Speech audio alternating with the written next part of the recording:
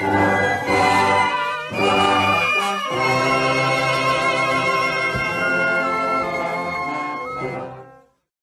Ponto adalah anak Raja Daud Ponto dari Kerajaan Bolangitang.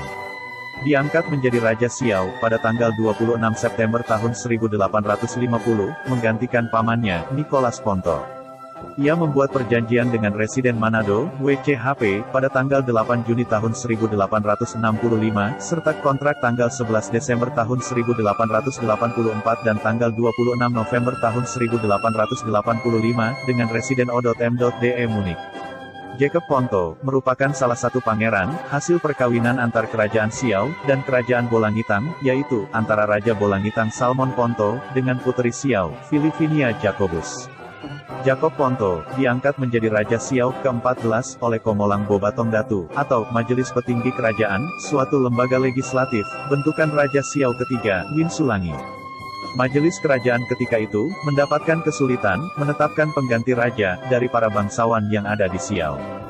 Karena, sejak Raja Siau ke-11 hingga ke-14, diambil dari pangeran yang ibunya asal Siau, Jacob Ponto, adalah raja ketiga, yang diangkat dari luar Siau, sesudah Franciscus Octavianus Parang, pada 1822 sampai 1838. Dan Nicholas Ponto, pada tahun 1839 sampai 1850. Yang membedakan dengan Raja Siau lainnya. Raja Ponto adalah seorang Muslim, padahal Kerajaan Siau adalah bercorak Nasrani.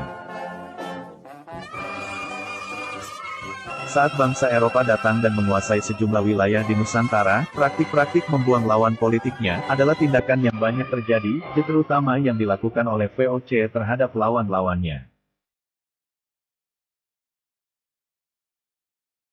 Strategi pembuangan, menjadi salah satu kebijakan dari eksorbitan rechten, atau hak-hak istimewa Gubernur Jenderal pemimpin Hindia Belanda, dapat mengasingkan seseorang, di dalam wilayah kolonial, ataupun membuang di luar wilayah kolonial. Praktik pengasingan politik, jauh dari prinsip keadilan, karena tidak lagi menjadi suatu masalah hukum, melainkan dianggap sebagai masalah administratif saja. Hal itulah yang membuat kegiatan pengasingan para tahanan, tidak disertai dengan proses peradilan yang jelas. Salah satu tindakan VOC adalah dengan membuang Jacob Ponto, seorang raja berasal dari wilayah Siau, yang dikenal sebagai petik terbalik di Tuangsu, Cirebon, atau Tuan Raja di Cirebon, karena ia telah asingkan oleh Belanda, ke wilayah Cirebon, yaitu, Sangkanurip Kuningan. Jacob Ponto menolak tunduk kepada Belanda. Pemerintahannya dihentikan Belanda, karena membangkang mengibarkan bendera Belanda, di halaman istananya, juga melawan untuk menaikkan pajak kepala setiap laki-laki dewasa 1 gulden, serta melepaskan agamanya. Pejabat Belanda yang dikirim untuk menggertak raja, tidak berhasil membuat raja gentar.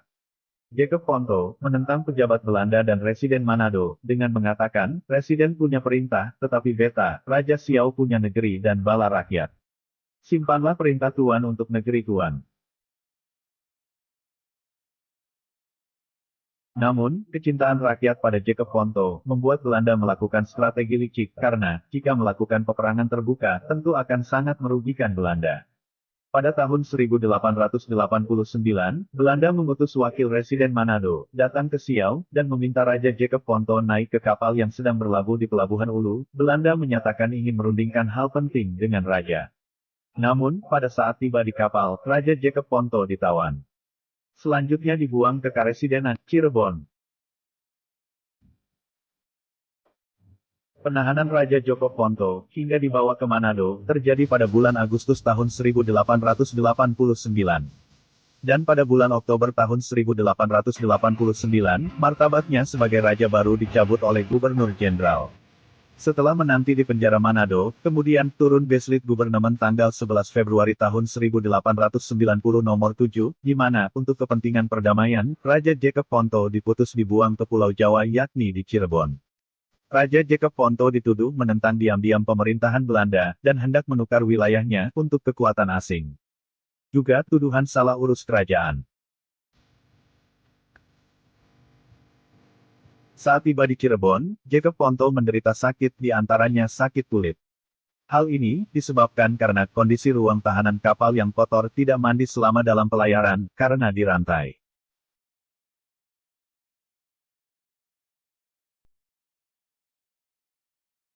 Karena sakit, Raja Ponto diizinkan oleh Belanda untuk menjalani pengobatan, kemudian dipindahkan ke desa Sangkanurip. Di sana, terdapat sumber mata air panas, yang berkhasiat untuk penyembuhan kulit. Namun, seiring dalam upaya penyembuhannya, Raja Ponto wafat. Warga sekitar, menggurus jenazahnya dengan baik, meski tidak ada yang mengenal, bahwa, yang wafat itu, adalah seorang raja. Raja Ponto dimakamkan, di Dusun Kliwon, Desa Sangkanurip, Kecamatan Cilimus, yang sekarang merupakan wilayah administrasi, Kabupaten Kuningan, Jawa Barat. Demikianlah, kisah tentang Raja Ponto, pengorbanan yang begitu besar untuk membela rakyatnya, dalam menentang Belanda, membuatnya terbuang, dan menerima akhir hidup, di tempat yang jauh dari tanah leluhurnya, yang kini, mungkin sosok Jacob Ponto, telah dilupakan. Semoga, Tuhan yang Maha Pengasih, dan Penyayang, memberikan Raja Jacob Ponto, tempat terbaik, di sisinya, amin.